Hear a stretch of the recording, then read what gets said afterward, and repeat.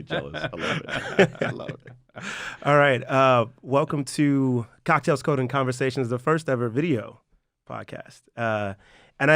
When I thought about doing video, I was like, there's no way that I could have this pod and go on video without having Richard and Robert Block here. Well, if I'd have known there was stairs or video involved, I might not have came. Because I was like, for everything that I want for this podcast to be, to have like some good, decent conversations over cocktails. Like, this is the group, right? This is one of the group that I was like, yeah, that's going to be a good one. No doubt. Cheers. So, cheers, gentlemen. We're here in Austin. Thank you guys for coming down. And the cocktail du jour is the Black Manhattan, picked by Mr. Richard Byrd, seconded by Mr. Robert Block. So I remember when I sent out the text, I was like, cocktails, what do you guys want? And Richard was like, Black Manhattan. I was like, of course he would choose a Manhattan. and Block was right behind him like, yeah, let's do that one. So I had obviously looked at the recipe. So for those at home, it's actually fairly easy to make. So it's 1 part Averta, 2 parts your whiskey. We are sipping on some Woodford Reserve. I would put it in front of the camera, but then, they didn't pay me for that, so we're not going to do that. But obviously, feel free to choose your own. So 1 part to 2 parts, pour over ice, and then just stir and pour, of course, in a couple of dashes of bitters. Mm-hmm. So it's supposed to be served in, I forgot the name of the cup, but it's the fancy cup. I don't have none of those, so we're just using these. Glycerin? How do you say that? Yeah, the Glencairn. Yeah, the Glencairn. Yeah. Things. Yep. So don't let me butcher words on video and audio now. I mean, look, that's how it goes. So if you're listening, go ahead and make yourself pour a cocktail and chill with us for the next hour as we have some good conversations. And I thought it was fitting that it was Manhattan because the first time I met Richard, I don't know if this is the first time you met him, but the first time the three of us were at an event was it in Iowa? But it was one of those restaurants, and it was like a Morton's or something like that, or whatever. Like and we did the lunch. City. Was it Kansas City? Yeah. And we did like the lunch event. And that was the first time I met Richard. He had the bow tie on, and he's getting ready to go do his talk. And he goes up there with a Manhattan in his hand. I'm like, who is this guy? Like, the audacity of this guy. Like, he comes up there having it in his hand, swirling. I'm just like, I was just jealous that I had not built that into my routine yet. I mean, I stole that the next show. So little did I know after that, like what was that, 2 years now? Oh, man. Oh, longer than that. Was it longer? Are you serious? We got to be 4 or pushing 5. 5. Yeah. No. Richard, man. I met Richard even 2 years before that. He was a customer of mine back when he was still in the customer side of the industry. Yeah. But that was the first time we had spoke together, was on that panel. And man, did I feel bad for the other 3 panelists. Yeah. There were other panelists? Yeah, right, exactly. It's funny you say that because as I've gone through the last few years and panelists have been pulled together and everything, the only person that was ever in the space of even having a fighting chance, and I still love speaking with him, was like Adam Bosnian from CyberArk, right? Because Adam's funny. He was on several panels with us, right? And Adam, if you're listening, I'm going to say good things, but Adam has been around for so long in the industry relative to identity that he just sits and he watches and he sits and he watches, and as soon as he opens his mouth to speak, it took me the second time to understand it. It's like Moses, right? Like all of a sudden he just says, "No, you're wrong." Just quiet. "No, you're wrong. What you really need to think about." And I was like, anybody else? I don't remember from any of those panels, but Adam Bosnian, I always remember. That first panel, there was an SC sitting on the end. Oh, I think he got thrown into the mix. Yeah, that late, was just, right? that was. That poor kid, he couldn't get a word in. And so to help the listeners out, as I of course with you guys, I quickly got into it. Let's do some introductions. Sure. Because the listeners don't know you guys as well as I do. So we'll start to the left, Mr. Richard Byrd. Go ahead, introduce yourself, sir. Richard Byrd. My title is fascinating. I'm a Chief Customer Information Officer for Ping Identity. It's a totally made up title. I have one of those. So it's okay. Well, yeah, like all good things made up over a cocktail. I spend a great deal of my time now speaking on identity security, data privacy, and most recently election security, mainly because they all rotate around the core of identity, but people don't normally think about that. And that's opened up all these opportunities. As Robert said, I spent 20 plus years in the corporate side. So I used to run these functions. I've been an IT director, IT executive management So I've seen, all the battles on that side. Did some consulting, and then joined Ping, and now I get to travel all around the world and talk about those subjects. Get to hang out with you and Robert and a whole host of other characters that make up the real core of folks that are moving the world around identity, and that's what I do. Awesome. Mr. Block. Robert Block. I also have a made-up title. It's Executive Services Director at Optiv. I, by trade, have grown up in this industry. I spent a number of years with big system integrators, a number of years with Big Four consultant agencies, down to small boutique pro-so firms, and now at a security integrator at Optiv for a number of years since, right? As I said in our last podcast, when I grew up in this space before it was ever called identity management, back when it was just called directory services, and that took us down a whole rabbit hole on that podcast. We're not doing that today. We'll do that today. You tune into other podcasts if you want to see that in the rabbit hole instead. But by and large, I've started to grow outside of identity, realizing identity is the backbone to everything. And it gets me into all these great conversations around threat and risk and cyber operations and the SOC and how do customers use identity in the context of all those other investments. And so that, to me, is the new enriching part of what I'm doing career-wise, is using identity as a platform to talk about all the other areas of cyber. Right. So the first thing that I noticed is clearly I'm doing something wrong with my life because I don't have a made-up title. So that's clearly my goal is the next position I get, I need to be able to make up my own title. But for this specific panel, this group today, the main subject I want to talk about was the state of identity, right? When we look at just the past 20 years, combine all of our experience, what we've seen, what we've done, what we've implemented, and some of the cycles that we've seen in this industry, right? Every cycle has, or every industry has their own little cycles. I think specifically in identity, it's interesting. We have this, as it started to form, it was a cycle of big, huge, bloated software. We'll try and do everything, right? That didn't work. We broke that apart and split it into a bunch of different services. And now you're starting to see it go back the other way. Things are starting to kind of integrate back together again. But I think this current state where we're at right now is critical because we've got technology, we've got business that's actually looking at it. And so going forward, I think it's going to be pivotal in that we'll see a huge jump in identity. But that's my thoughts. I want to get your guys' thoughts on where you think the state of identity is today and where you think it's going. Sure. Robert, you go first, man. It sucks.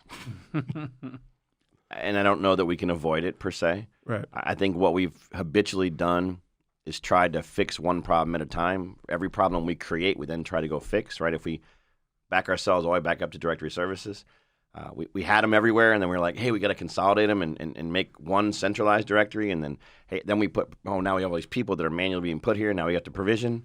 Oh, wait, now we're provisioning in and out, so there's no governance, so we created a governance industry. Oh, wait, we got to authenticate. Oh, wait, authentication's risky. Let's do a secondary authentication to solve the risky authentication. Like, all we're doing until recently is trying to put the next stopgap in front of the problem we've created for ourselves. Finally, and I'm be curious to this time-wise if you agree with any of this, finally we're at a place where we're trying to have a very risk-based, holistic conversation, and identity is the cornerstone of most of those conversations because the greatest risk is humans and their credentials. So we're not there yet, but I think maybe the conversation is in the right place finally. Okay. Rich? Yeah, I think those points are all fair, right? It's interesting kind of looking at it from having been the corporate practitioner. I always like to say that people, have me come and speak, and they're just, amazed at all of this knowledge that I have, because how could that be? Because identity's just become a thing, right? How could that be? I'm kind of amazed too. Yeah, I know, right? And it's like, people's attitude is like, well, you're an overnight sensation 10 years in the making, right? But the truth is that we're in an interesting place in where identity is going, because we're on the very beginning edges of a hype cycle that's going to create problems. It already is. And that hype cycle is you're seeing the notion of digital identity standards. You're starting to see this in marketing material. You're starting to see the beginnings of what we see every time there is a hype cycle in any given technology, any given security solution, which is all of a sudden everybody is an identity company. And whether that be old line companies or brand new company, everybody all of a sudden is in the business of identity. And why I say that's dangerous as to where identity is today, is that the solution provider, and frankly, folks like us that sit around and talk, we tend to talk about really higher tier or higher order capabilities and benefits that'll come from digital identity, putting identity in the center, and 80 to 90% of the large companies and organizations and governments that we're working with still haven't cleaned up their Active Directory, right? I mean, they're True that. Yeah, when we look at where the foundations are literally trailing a decade behind where the capabilities are currently sitting, right? And I agree with you. They're going to the identity space relative to technology solutions, as well as control maturity, all these different pieces that bake in on the risk side, is going to explode. It already is, but there's the risk that we're going to see a bifurcation between companies that are moving hard and fast, and I mean, frankly, hard and fast and spending a lot of money, right? That's been deferred maintenance for years and years and years because they put all that money in other security solutions that simply exist because we can't confirm that you are who you say you are, right? We think about all the solutions all the tech that's out there, all the other controls were built around the fact that I couldn't prove that a human being or an entity was who they said they were. Right. Now that we move in that direction, we're just going to see tons of energy around it, but we're going to lose sight of the fact that there's going to be this separation between those that are pouring that money and resources and time and effort into it and those that are still trying to figure out how to clean up Active Directory. The downside to that is that the bad actors in the world, I just wrote this earlier today, if you really want to understand how criminal hacking works, just look at a pack of hyenas, right? They go after the weak and the young, right?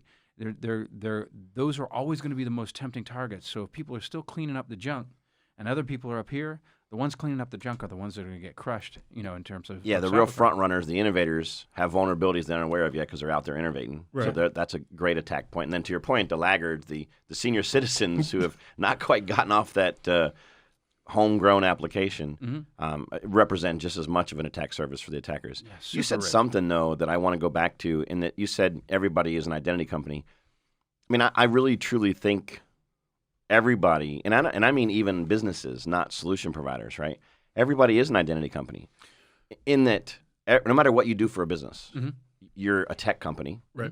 If you're a tech company, you're a security company. If you're a security company, you're an identity company. Because the biggest commodity is at risk is your people and their access and their privilege in that data, right? Yeah, but the challenge is that model breaks down in the operational realities, right? Which is you are and you have to be in the identity game, but the truth is that you're not, because you're not providing the securitization of the identity. What we still see, I just saw one published the other day, another architectural diagram that was a spin-off of the same 7-layer cake. I mean, we're still stuck on the OSI 7-layer model, right? I mean, I'll defense show my in depth, been around for 50 years. Yeah, and it was just another variation. This one was so weird because, the asset, the database and whatever was still in the center, and an identity had disappeared. It used to be like in the third tier. It was like gone. It was gone, yeah. Right, and so we're still building architectural models and security frameworks around this notion of this layer cake, right? And then we try and make up for it with, a couple of, I go crazy about this one, with a couple of years of talking about, identity is a new perimeter, right? And because we're still talking about things Listen, like marketing owns identity, no doubt. Yeah, Because I think it's fundamentally, right, how we think about security and safety, is building walls. Yeah. And keeping things out. I think it's human nature to say, I want to protect something, so I need to put stuff around it to keep things out. We live in houses, right? And we put things around the houses. Inside the houses is, we build doors, we build entrances. Like everything is built to, I'm going to put everything I want inside and build around it. That's just a natural human response to safety and security. And we've taken that.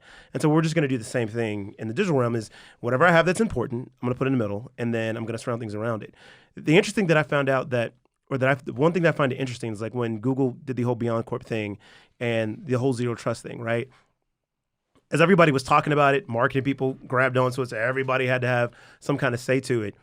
What I thought was funny was that people weren't realizing that was like, if you don't get what this is saying, like that if you can, to your point, Richard, truly authenticate and know who somebody is, right? 60% of the security market is gone. I don't need any of your services, right? Goodbye firewall, goodbye. Like all these things are gone. I'll put you all out of business because now those only exist because specifically I don't trust who you are. Yeah, but oddly enough, it's been that way forever, but identities only became part of the security conversation in the last 4 years. Yeah, no, that's true. True. That's true. Which is crazy. Like it's been an infrastructure, plumbing, and certification conversation, yet the firewalls and all the other perimeter defense mechanisms aren't really stopping the attacker from leveraging the credential. Right. Well, and I think that, the reality of that, and I'm glad you actually brought that mechanic up. The reality of that is a complicator for where the digital identity world is today. And that complicator is that we've spent 30 years building an entire base of CapEx and OpEx around all of those other technical solutions and technologies. So now there's a massive vested interest, in big segments of these industries relative to security to maintain the status quo, right? So anytime, we saw this dynamic already, right? When physical firewalls went to virtual firewalls, oh my gosh, like there were holy wars, right? There's virtual firewalls. When we saw this, we saw this shift of whether it's virtualization or cloud or whatever, it strikes up these big philosophical and theological marketing battles for the most part, right? Saying, oh my gosh, you can't trust that new tech, right? And really what they're saying is you can't trust that new tech because you're going to take three points out of my market share. Right. Right. And now, like I saw a study the other day that suggested for the first time in the tracking of information security spend, that for the first time ever, whether you use the NIST or the ISO model, whether it's 5 or 9, among the 5 or 9 security domains, for the first time ever, a significant percentage, the primary percentage of spend over the next 5 years is going to go to identity. That is threatening, right? That's not just threatening to the tech, providers and solution providers. That's threatening to existed landed staff at companies. Am I going to lose my job? So it's cool to talk about this shift and that it's inevitable, but it is not going to be frictionless. It is not going to be painless, right? It's going to cause some big land battles, man. I mean, in the industries as well as in companies. But no change ever is, though, right? I mean, that's, and I think that's one of the things that, it's cool to talk about innovation. It's cool to talk about, what's going to be the next big thing. And we gloss over the fact that you look anywhere in life, that kind of change, evolution, is never painless. Mm-hmm. Because to disrupt something, you have to change the way something currently is done and shift the way people think about or how they operate or do something, right? So that's the part that I think people underestimate. And so we can sit here and talk all day, oh, we're innovative, we're going to do this, we're going to move really fast. That's great. But all that fast change, all that innovation means you are taking over for something that was there. Mm-hmm. And that thing that was there has to go somewhere. Those people that used to move those buttons got to go somewhere, right? And I think when it comes to security specifically and organizations and how they look to secure things, the customer, I feel, is between a rock and a hard place. Because it's like, look, I barely can find the talent that I have now to do the things the way we do it today. Like, I'm barely holding on, right? And we can talk about the skills gap and all the recs that they have open. That's great. Now you're telling me, on top of that, things are going to shift and I'm going to have to do them differently. Mm-hmm. So my staff of maybe 10, 12, whatever, let's call it 20 security personnel, just barely has everything they need now. Like it took them 5 years to feel comfortable to where my lead gal says, look, we got this, boss. We're covered. We understand everything. And now you're telling me things are going to shift and change. That's just, I feel for the customers in that position because it's like, what do we tell them? Like, oh, here, we shifted everything and here's this new thing. Mm-hmm. Vendors become, in that world, vendors become partners. And I know every vendor says, we're your partner. And every solution provider says, we're your partner. Right. But the only way that model really starts to truly work is when they truly ink real partnerships. Because, to your point, the company can't do it all on their own. Right. So I won't use the words like managed service provider. But the idea is you're going to have to find partnerships where you can share the burden and the work efforts and the workloads and responsibilities with whomever you've chosen to do business with much like companies who would generate revenue together would get together and create a new offering by blending their companies. They're going to have to start to think about security the same way because they can't do it all by themselves. Yeah, it's interesting. There's a recognition. It's so weird to say this that, I kind of feel in certain aspects the U.S. government's leading the way a little bit on this idea of We have to partnership. delete that from the podcast. 'Cause there's no way. We wouldn't have nearly enough alcohol to say the government's innovating or leading, but go ahead. Well, they're not, but they're what. So I've had the really good fortune of this last year to be able to do a lot of work in D.C. Working with a friend of all of ours, Jeremy Grant, the Better Identity Coalition. And it's the first time that I've been able to have a direct conduit into the workings of the U.S. government. And through it, a great example of what you're saying is that Rajiv Mathur, who's the CIO for the Social Security Administration. Dude, Bird is a name dropper, just to be clear. Well, we got to get you drop a name, you get a tag, you get more viewers, right? Interesting dude because he's had the background both in the corporate world as well as in the government world, and in having conversation with him, he said, look, we recognize in at least in the SSA, but in the U.S. government in general, that this stuff is shifting so fast that we can't start from scratch to rebuild it. So the notion of something like not a national identifier, but a national authenticator, right, which is part of the conversation that's going on in Washington now, the notion of a national authenticator, because frankly, everybody on the planet knows that your Social Security number has been co-opted 30 times, right? It's an identifier. It's not an authenticator. It's no longer a unique value proposition. And he goes, in order for us to be able to build the next, we can't do it ourselves, right? He goes, we can't create enough technical knowledge, momentum, all of that. We're going to have to work in public-private partnership in order to make that happen.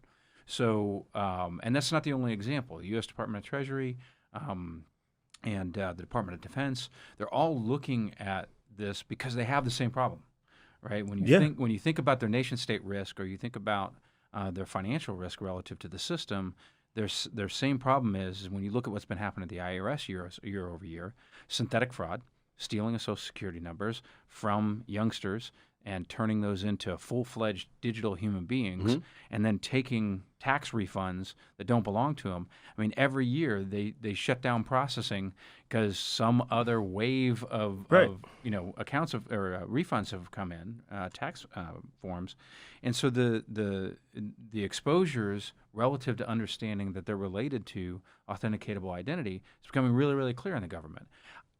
I say that it leads in the government. It'll take longer for them to implement the solution, but it has taken shorter for them to recognize the problem than in most companies that I work with. So I agree. Like if you looked at what the government did around the certified IAM working groups, they were trying to certify a set of published standards around how do you have a trust authority, who do you create trust with, who should you as consumers of those services use to trust? Is it VeriSign? Is it Intrust? Is it these credit bureaus? They had all these published lists of, by the way, people who weren't identity vendors, but people who had captured millions and millions and millions of identities and verified them, right? Why not start, think about the problem differently. The problem is they did all this great work in the working group, published some great standards, but the operational component is light years away, right? And so I'd be interested to know where login.gov, right, fits into that conversation that you were just talking about, because I can't remember the gentleman's name. It was at a conference a couple of years ago, but he was speaking, talking about login.gov, what they were doing and how they were trying to go about it, and the struggles they had at getting it together, and then trying to get the rest of the organizations to take it on. So they tried to centralize this service and then go to the DMV and say, okay, DMV, please use login.gov, right? So that way customers don't have to, have all those different things. You have one central place to go and authenticate. I was like, look, that's a great. When he first started talking and the vision they had, I laughed so hard in the back, right? Because I was like, I'd been in the government. I was like, good fucking luck, right? You just, I already, before he even started speaking, I already knew all the things that he hit about building it and then finding the right talent and then trying to get people to take it on. And then they were like, well, part of what they added to their program, and I saw his point, but I didn't necessarily agree with it, was to make sure that typical government projects don't get stale, right? Because it's the same person that just sits there, they feel like they're comfortable, I don't have to do anything else. So what they instituted in an ability to keep things fresh was that as a government personnel, you could only work on that project, I think it was like 2 years or maybe 4 years. They did it like everything else, right? You had to rotate through.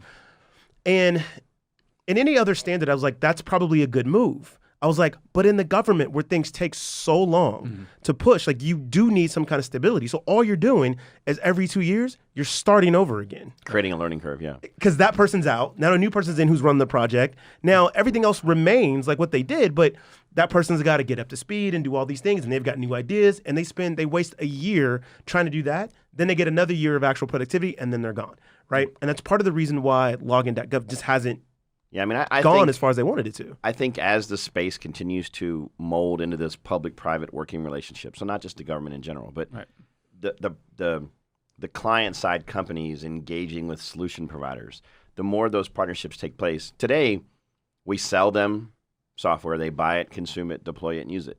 And then we, as the solution providers, don't necessarily carry any burden of the operational success, right? Long-term, they pay their renewals, they pay their subscription, whatever they pay. So there's no real partnership. I think that we'll get to a point at some point, and don't let me put a year to it, where we'll own some of that burden with them, and then that will make the reason we partner to do business together more successful. Right. I think we talked about a little about this in Denver. I think that at some point to really solve this, right? It's not going to be one entity that goes off and does it, right? Because we're never going to trust the government to do it. Right? Because that starts the whole national ID issue, and people are going to rail against that. I don't know. Like, listen, if you want a fascinating case study, go look at the country of Estonia. Like 4 years ago, they completely moved to a digital identity ecosystem. Now, again, I know scale and size is way different in the United States of America. Right. Having said that, the government plays a very clear role in what they steward for you as a digital identity. They have mission statements like you will input your data once for the rest of your life and only once. And then they have a very mature opt-in, opt-out strategy for who you share data with and how you share. And all the private sector, healthcare, pay, everything else that wants to provide a consumable service in the country of Estonia opts into that digital ecosystem. It's not called government-controlled identity. It's not called the national identity standard. But the government plays a massive role in ensuring that everyone conforms to doing business with that same element of operation. So the engineer in me looks at that and goes, that's logical, and it should happen. The human being in me looks at that and goes, you really think we're going to trust our government with that? Oh, yeah, partisanship won't ever allow it. You know what I mean? Like there's way too much corruption in the history of our government politics to see that actually go through without some sort of like almost dictatorship style, communist style move that says, look, we're just going to do it. But I think that's emblematic of exactly why login.gov has, I'm not going to say failed. It just hasn't. It's not matured enough. It's not matured enough. Yeah. And it's not the only example. So in the Estonian example is interesting because there's two threads here to pull. The first is why do those efforts? It's not the only one. My GovID down in Australia is another example, right? Where there was an opt-in and you could onboard and sign in as a citizen, and citizens were like, nope, not interested, right? Because those constructs were built based upon that old 7-layer cake, right? It was an aggregation of all of this persistent, personal, identifiable information that you needed to either agree to allow the government to hold and manage for you, or agreed to give to the government, freely, so that they could hold on to it for you. That model is bust, right? But when you look at the things that are being successful, they're coming at the problem from, and I'm going to be frank, from the correct angle. It all comes back to that most important question of, are you who you say you are? Right. So in effect, we talk about, we don't want to say national ID, but in effect we're already there, but not a national identity, a national authenticator. The rollout of the Real ID standard has been really interesting. So the U.S. government didn't say that all 50 states and territories must have an official federal driver's license and identity card. What they did was they said, you must have a driver's license or an identity card that meets these minimum criteria right? And that criteria includes, and I typically pull out my driver's license because I've got a Colorado one with the real ID stamp. It includes on the card anywhere, and I've put this in front of crypto people, it includes 8 to 13 discrete encryption capabilities on the card. And then when you look at what that does, right, and it's the same in New South Wales as it is in Colorado, because you now have a trusted credential for authentication in that form, now I can do cool stuff with it. So we were part of the consortium of partners, Colorado state government and us, to build the first production digital driver's license in the United States. We would not have been able to do that without the introduction of the Real ID standard, because we knew the minimum authentication criteria that was responsible to make that card functional in the digital realm. They did the same thing down in New South Wales. They've had over, I believe it's over 1.5 million citizens who have freely jumped on board and downloaded and gotten their digital driver's license, right? They're still not using it, still not a trusted credential relative to the transaction and flow of life.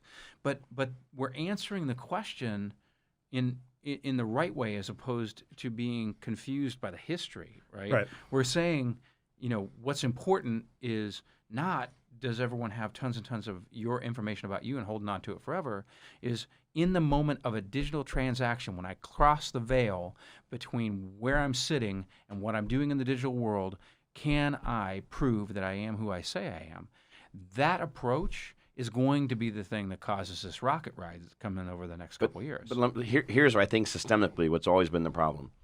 We've always used something that was built for an intended purpose and misused it for a different purpose. Agreed. So I'll go back to Active Directory. I'm sorry, Microsoft. Active Directory was a file and print server. Yeah. And then we started to use it for a directory. Now they have fixed it, right? It no longer carries all the infrastructure burden, and it is a true directory. But let's say it took them a decade or two to really make it what it was being used for today. Your Social Security number was not ever intended to be a national identifier, right? It was intended to help you have money taken from you and given back to you when it's time to draw upon Social Security. Yet we use that 9-digit identifier for everything in life: credit, verification. Your driver's license was meant for what it's called, right? It was meant to show that you have a permit in that state to drive. Yet here we are using it for. So the idea that we're moving to a federally compliant identification system is the right step forward, because we keep misusing all the things that we take from ourselves today and try to use it for a different purpose. When we look at the capabilities, when we look at it, it's already technically possible. We have all the capabilities today to create a world where I can authenticate not just with a national authenticator. I can authenticate with a national authenticator with dynamic encryption. It can change every single time that I present it, right? That is really incredible, right? Because we make it really hard for somebody to spoof a human being, a living human being, in the digital world. Because now we create a method for somebody not only to show that I am who I say I am, but there are unique characteristics relative to this encryption, that's associated with me that you can't duplicate, right? And it's, I get really, really enthusiastic about what the potential opportunities are, because this also could be the thing that short circuits. The point that you made about Social Security numbers is so good, right? A lot of people. Richard Bird said my point was so good. I need that on the record. I mean, it's on video, so we got it. Please continue. Yeah, but there's a lot of conversations going on in Washington about, who was it that monetized Social Security numbers? It wasn't the federal government. It was commercial interests, right? Commercial interests, credit bureaus, and everybody else got in the game, right? Banks began to use them. Look, I can pull out of my little, keepsakes basket at home. I can pull two things out. I can pull out my Ohio State University ID,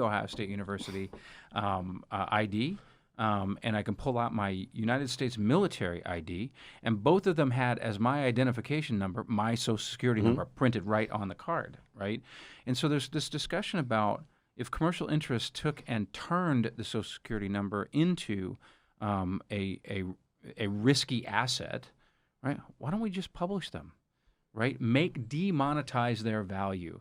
Treat them for what they've always been meant to be treated as, which is a piece of your identity defining Yeah, information. not the verifier, Right. but a Right. component of Yeah. numerous components of verification. Yeah, and to be honest, those conversations can't be held if you're still thinking about the old world of protecting the asset. And I want to come back to that because this is the piece that was really eye-opening for me. And I always like to be really, really upfront and just honest about my own, transition, right? When I worked in the corporate world, and frankly, when I consulted, I didn't care about citizen identities. I didn't care about authentication relative to human beings, whether it be for immigration or for driving or for, elections. Didn't care, right? As I've been in a space where everything that I do is about identity, now I really care. I was just wrong, right? Because my interests were that commercialization aspect. And as I started really digging in and studying, one of the things that's really fascinating, you can come through history and see society and culture and civilization after civilization that had critical components of those empires and those nation states and those governments that were stolen, right? We look at, looted art by the Nazis. We look at, the damages done in London by the Blitzkrieg. We can look at all of these points in history, and the notion of protecting stuff, right, survives even after the stuff is stolen. This is why we see companies that just misfire on their security obligations, get crushed, get fined to death, and they're still in business. Right. Because you can survive the asset. There is no civilization in history that ever survived not protecting their people, right? And this is the big change. Like, if you don't protect your people, what happens to you is the end, right? If you do not put the focus on the human element, right? And all the stuff that's attached to that human element, because people now, like, especially old colleagues, are like, well, what about non-human identities? What about IoT? What about, and I'm like, they're all digital interfaces for a human being. They might be programmed to run by themselves and you never have to, pay attention to them, but they're all programmed as a part of the productivity cycle of human beings. Right. Right? Focus on the human. So I do want to make, one comment. You said that, we should, if we're going to use the Social Security numbers, we should just make them public. Like, we did that. OPM and Equifax did that for us. So that's... We got help. Thanks. Because that's, at this point, but like... they're still monetized. I really think his bigger point was, why even have a national identifier? Why have listen, the mistake I think we should all own up to at some point in our industry is we used to tell companies, hey, as part of this identity program, you must create a global unique identifier for every user object or user ID that you have in your directory. No, you could now. I completely understand. Hey, we could use 11 attributes about a person to determine that person. It doesn't have to be one attribute, right? In fact, using multiple attributes about that person minimizes the risk to all those attributes being exposed because you need the collection of them to say it's Robert Block, not just Robert's social or just Robert's address or. So I do wholeheartedly agree that we could lessen the burden on PII if we made sure that we could find a way to minimize the impacts of people owning it. Well, and you mentioned address, and I always like to bring that up as an example. We all know our experiences with physical addresses, and we all know how both persistent an address is throughout our life, as well as how accurate it is within at least some amount of time. What's really freaky is that's an unprotected, publicly knowable piece of information, and it is more accurate than my social security number in identifying me, right? This piece of information is a more accurate, it has a substantial error rate in it, right? But my social security number has an even bigger error rate in it based upon crimes and breaches and all that stuff. And we look at one and say, well, that's not important. Right. And we look at the other and say, you need to keep it secret and protect it. Just such so many proof points about how the overall equation has been looked at wrong. And I always try and be cautious here.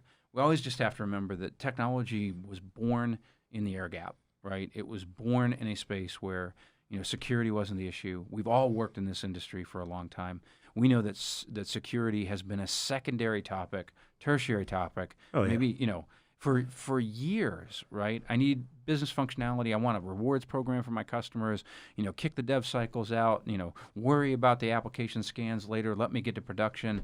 This has been the life that all of us has lived, right? And only recently have we started to see the economic consequences mounting to a point where it's getting people's attention? I'm of the mind it's not changing things, but it's getting people's attention. And the reason I say I'm of the mind it's not changing anything, if you believe that published Hirschgebek number for 2021, which is $6 trillion in cybercrime losses, I've had people that have walked up to me and said, well, geez, Richard, no wonder, identity's booming. Like $6 trillion is a lot of money.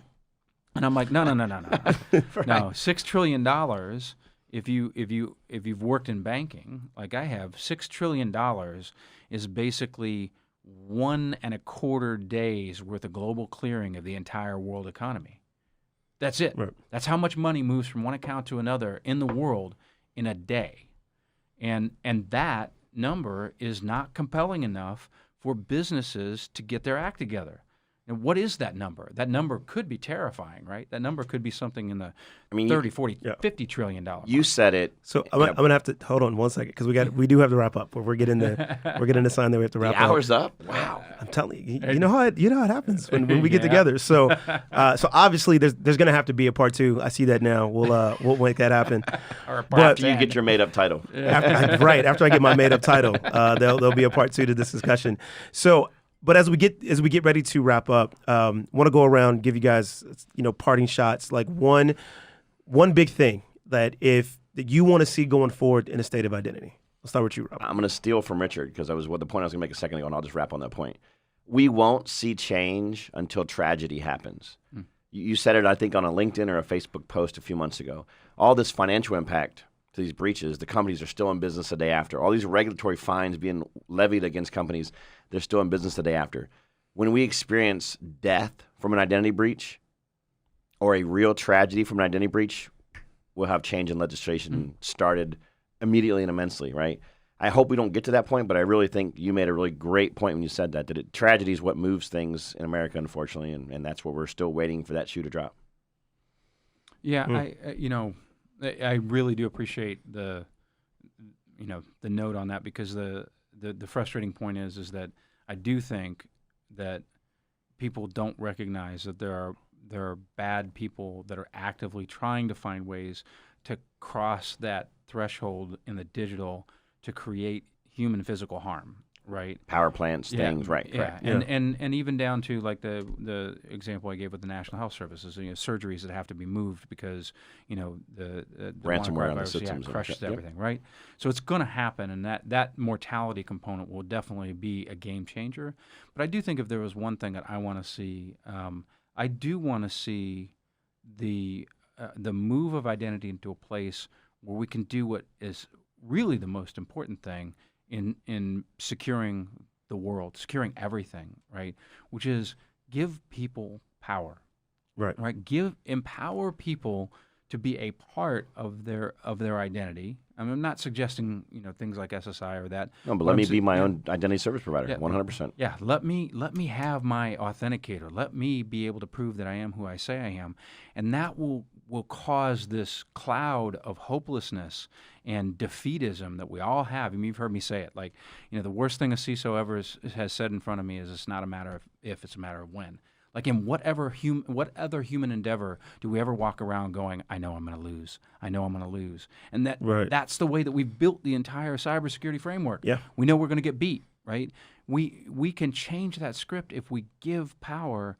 And if we give power to an individual, to my mom and dad, so they can authenticate, like we can give empowerment to CEOs to feel that they can better protect the assets as well as the human beings, right?